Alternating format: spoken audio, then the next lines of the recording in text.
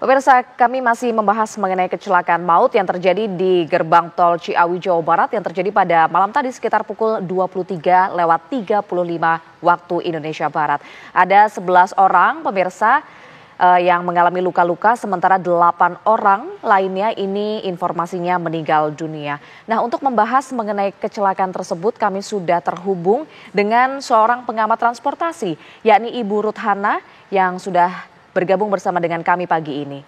Selamat pagi, Bu Hana. Ya. Selamat pagi. Bu Hana, menganalisa kecelakaan yang terjadi malam tadi, Bu. Dari informasi sementara yang kita dapatkan ini, penyebab dari kecelakaan ini adalah remblong.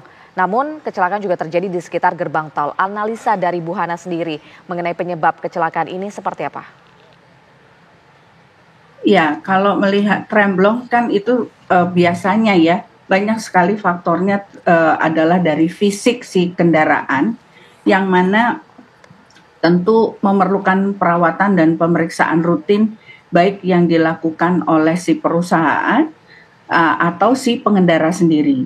Nah, saya melihat kalau kecelakaan seperti ini itu biasanya remnya tidak sering diperhatikan ya.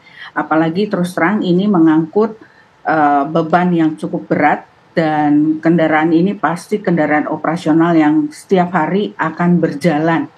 Nah, jadi satu faktor teknis penyebab utamanya keausan komponen rem yang bisa menyebabkan dia remblong, kemudian kerusakan sistem hidrolik karena kalau melihat truk ini selalu menggunakan hydraulic system untuk pengeremannya.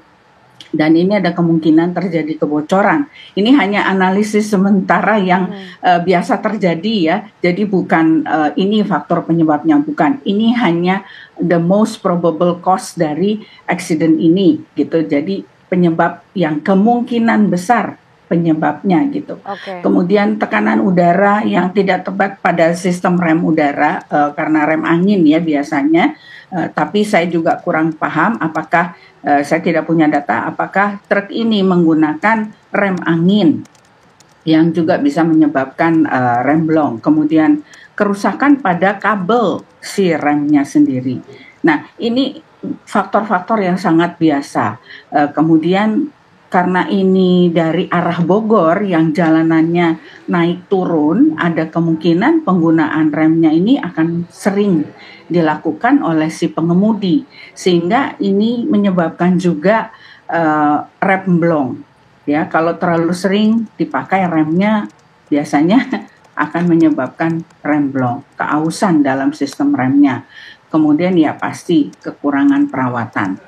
Kalau melihat truknya, saya kok curiga ini memang jarang dirawat ya dengan baik. Tapi itu sekali lagi bukan pendapat saya yang menghakimi ini ya. Hanya selintas dari film dan data yang saya baru dapat saja nih. Demikian Mbak sekilas. Bu Hana, tapi ini kalau kita tahu truk tronton ini kan mengangkut air mineral ya Bu ya. Nah, beban yang dibawa oleh truk ini apakah mempengaruhi parahnya kecelakaan? Oh, sangat mempengaruhi kalau bebannya terlalu berat. Itu tadi bahwa kerusakan pada rem itu karena adanya kelebihan beban. Jadi kemungkinan besar kalau ini galonnya semua berisi air akan lebih berat bebannya. Oke, tapi kalau kelebihan beban itu sendiri diketahuinya dan cara memantau dari pihak petugas setempat itu semestinya seperti apa, Bu? Ya, setahu saya itu setiap galon tuh ada tulisannya ya, sekian galon itu berarti sama dengan berapa kilo. Nah, kalau dia memuat penuh dan airnya juga penuh, nah itu kita bisa tahu tuh berapa ton yang dia angkut pada saat itu. Ya, tadi Bu Hana juga menyebutkan bahwa ada kemungkinan ya kontur jalan membuat penggunaan rem dari truk ini lebih sering terjadi dan membuat remnya ini aus begitu ya. Dan kemudian memperkuat kemungkinan untuk truk tersebut mengalami remblong. Nah, kalau dari sekitar gardu atau gerbang tol sendiri, Bu, seharusnya kan ada mungkin semacam stopper atau rambu-rambu atau mungkin speed bumper yang bisa diterapkan untuk mencegah kecelakaan ini kemudian terjadi. Kenyataannya seperti apa, Bu? Ya, yang selalu saya lihat memang sudah ada tanda-tanda bahwa yang boleh masuk ke jalan tol itu dengan muatan tertentu, lebar mobil tertentu, karena tergantung dari toll gate-nya ya, gerbang tol yang ada di jalan tol. Kemudian ada lampu-lampu yang membuat pengemudi menyadari bahwa dia akan masuk ke jalan bebas hambatan seperti lampu oranye atau kuning yang berkedip-kedip ya. Kemudian ada juga speed trap yang dapat mengurangi kecepatan dari si kendaraan, terutama kendaraan-kendaraan besar yang habis menjalani atau melewati jalanan turunan. Biasanya tuh dia sudah menyediakan speed trap atau pengurangan kecepatan. Kemudian ada juga tadi kita bisa lihat sendiri di televisi TV One ini ya, ada semacam beton yang dipakai untuk mencegah terjadinya kecelakaan tadi, mengurangi ya untuk ada kecelakaan beruntun.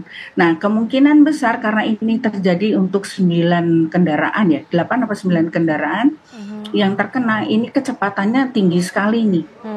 Sehingga menyebabkan banyaknya kendaraan di depannya yang terkena. Oke.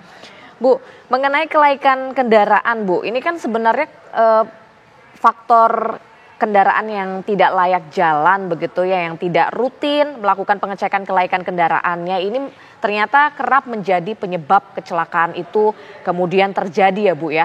Nah, sebenarnya seharusnya truk tronton yang membawa muatan beban ini yang cukup berat begitu ya, seharusnya itu melakukan uji kelaikan seperti apa, Bu, untuk memastikan kendaraan ini layak jalan? Ya, sebenarnya prosedur pemeriksaan dari Dirjen Perhubungan Darat itu sudah jelas ya, dan ini saya pikir semua PO, semua perusahaan yang memiliki mobil-mobil besar itu mengetahui apa dan bagaimana mereka harus melakukan pemeriksaan. Pertama tentu pemeriksaan dokumen si kendaraan itu sendiri, dan kemudian surat izin mengemudi si pengendaranya juga, kemudian pemeriksaan fisik yang mana tentu termasuk pemeriksaan ban. Ban ini kalau saya boleh jujur, banyak yang saya temui di jalan licin bannya. Kalau orang bilang ban pelontos ya, nah ini bahaya sekali, makanya suka meledak di jalan tol dan itu yang menyebabkan ketidakseimbangan si mobil sehingga bisa menabrak ke kiri dan ke kanan atau terbalik ya. Nah itu, jadi selain itu juga tentu ada pemeriksaan terhadap sistem pengereman sendiri, kemudian sistem steering, pengemudian, kemudian pemeriksaan lampu-lampu signal, ya, lampu sein kiri kanan, lampu besar, lampu kecil, lampu untuk tanda bahaya, kemudian pemeriksaan kondisi umum si kendaraan. Nah, ini saya nggak tahu apakah ada pemeriksaan itu secara rutin dilakukan dan betul-betul dilakukan terhadap kondisi-kondisi itu, terutama kondisi mesin, transmisi, suspensi, rem, kemudian ada seat belt yang memang berfungsi menahan kalau terjadi hentakan tiba-tiba dan sebagainya. Ya, Bu Hana itu ditahan dulu informasinya, nanti kami akan meminta update lagi dari Bu Hana, namun kami masih harus jeda terlebih dahulu pemirsa. Usai jeda, Breaking News TV One akan kembali untuk Anda.